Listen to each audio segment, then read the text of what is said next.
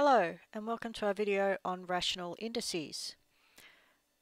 As we already know, rational numbers are those that can be expressed in the form of a fraction.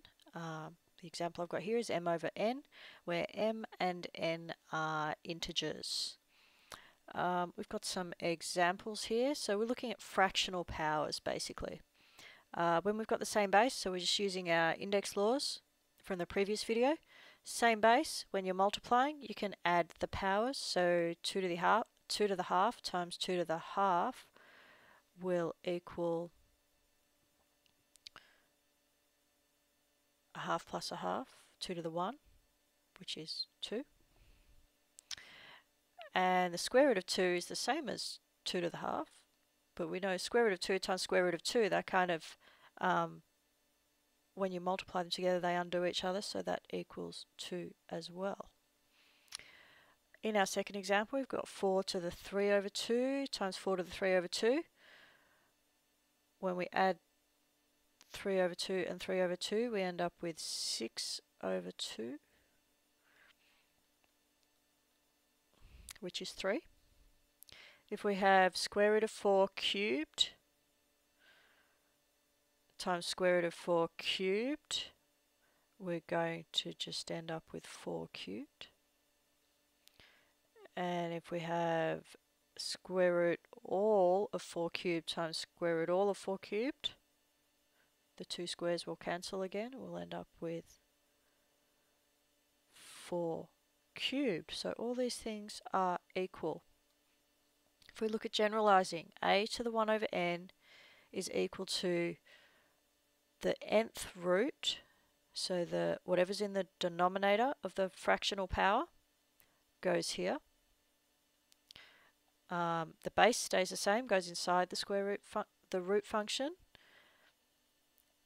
And we can also say a, so this is 1 over n, so this is kind of the same as a to the power 1 inside here. If we had a to the m over n, we can generalize that as the nth root of a to the m. And you want to make sure your square root sign covers all the way of your a to the m. Good idea to have some rules down here. A is a real number, m and n are natural numbers. Also good to note that unless specified by a plus minus sign in front of the square root, then square root of a number or cube root of a number means it's positive roots.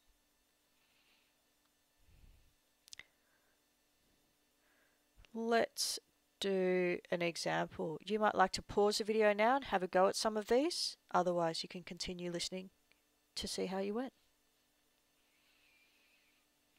First example, 16 to the half is the same as square root of 16, which is a 4. Example B, 27 to the third is the same as the cube root of 27, which equals 3. 16 to the negative quarter would be 1 over the 4th root of 16,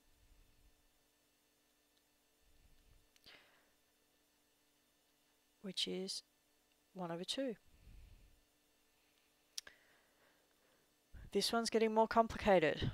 Let's take the 2 in the denominator of the power, will mean square root of everything. So I'm going to start with square root of everything. Then I'm going to put all of this in brackets because it's all to the power 3. Make sure it's all under the square root. If we expand that out, 25 to the power 3, I'll keep it all under square root again. 25 to the power 3 is going to be 156.25. X to the 6 times 3 is 18, all under the square root. And finally, taking the square root of all of this, square root of this number is 125, and 18, it will be divided by 2 for the square root, x to the 9. Example E. I've got everything to the power of negative a half. So we can just multiply these powers out. 8 times negative a half is negative 4. Negative 2 times negative a half is b to the 1. Don't normally write the 1. But we need to rewrite this using positive indices, so we get b over a to the 4. Example F. We can rewrite this as x to the power 1 over x to the 1/3,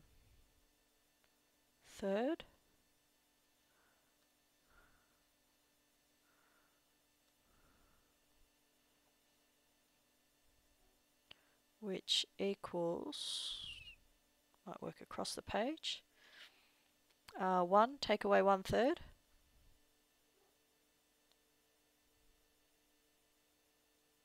two-thirds,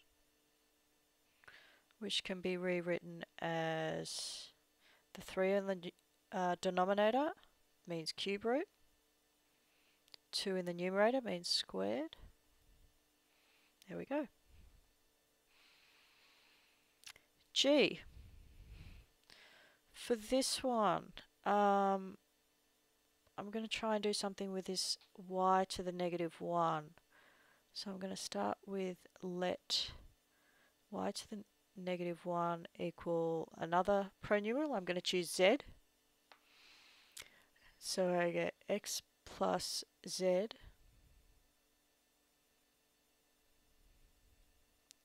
over x times z.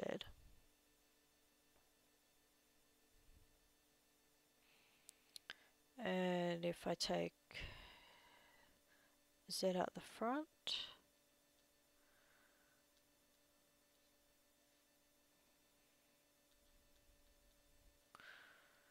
I can cancel these two.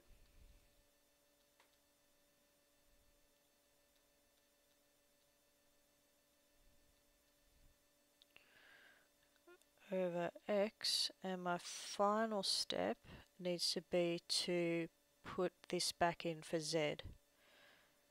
X over y to the negative 1. You know what? Y to the negative 1 will just be a y on the top, so I'm going to move that to the numerator.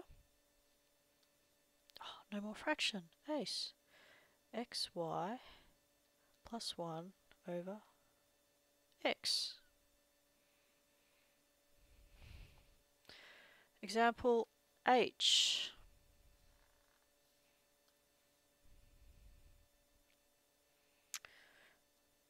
I'm going to keep the 1 in the numerator, and in the denominator I can rewrite this as 1 over the square root of x minus 1 over the square root of y. You can't really simplify that any more than that. This next section is about solving indicial equations or indicial equations. Indicial just means the equations are written in index form. So all we're going to do is try and put both sides to the same base and just, it's called equate the base or equate the powers to solve this problem. Later on in the unit we'll be using logarithms to help us solve these in a more efficient way. So I'm going to start by rewriting this one as x cubed, and I can write 125 as 5 cubed, and we can easily see the bases because the powers are the same. X must equal 5. Second example,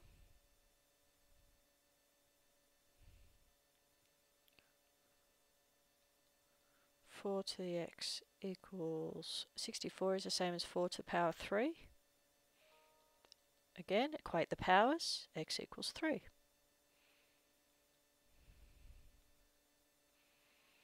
You might like to pause the video now and have a go at finishing off the rest of these. Otherwise, you can continue watching to see how I've worked them out. 8 to the x equals 0.5. I'm going to rewrite this as 2 cubed, which is 8. Or actually, I'll get rid of those brackets, don't need them. 2 to the 3x equals 0.5 is 2 to the negative 1. We can equate these powers because the bases are the same. 3x equals negative 1. Divide both sides by 3 to find x equals negative 1/3. Example D. Same base, we can add the powers. X plus 2x is 3x minus 1 equals 3 squared. 9 is 3 squared. Equate the powers. Plus 1 to both sides.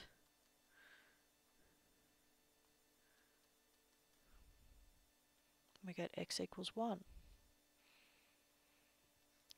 Part E. When I look at this one, I can see there's a 3 to the 2x, a 3 to the x, and a number. And that kind of looks a bit like a quadratic. So I'm going to start by substituting and let 3 to the x equal y. You could choose any pronumeral here. I've chosen y. So I get, this is going to be 3 to the x squared,